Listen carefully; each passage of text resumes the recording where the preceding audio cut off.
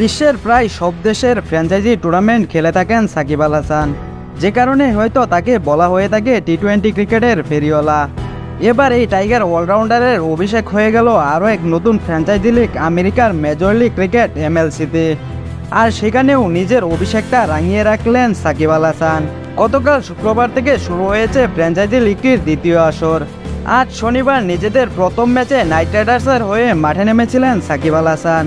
দলের হয়ে 4 নম্বরে ব্যাটিংয়ে নেমে 13 বলে 18 রানের ইনিংস খেলেন এই অলরাউন্ডার। এরপর বল হাতে 3 ওভার বল করে 32 রান দিয়ে নিয়েছেন একটি গুরুত্বপূর্ণ উইকেটও। এদিন টস হেরে আগে ব্যাট করতে নেমে 7 উইকেট হারিয়ে 162 রান সংগ্রহ করে সাকিবের দল লস অ্যাঞ্জেলস নাইট রাইডার্স। দলের হয়ে 45 বলে 68 রানের কার্যকরী ইনিংস খেলেন উন্মুক্ত চাঁদ এবং শেষ দিকে নীতিশ কুমার 17 বলে 26 রানের দুর্দান্ত ইনিংস খেলেন। জবাবে ব্যাট করতে নেমে 150 রানেই থামে টেক্সাস সুপার কিংসের ইনিংস, আর তাতেই 12 রানে জয় পায় Shakib Al হাসানরা। Los Angeles night রাইডার্সের জয়ের দিনে সর্বোচ্চ 4টি উইকেট নিয়ে প্লেয়ার অব দ্য ম্যাচ হয়েছেন পেস বোলার আলী খান।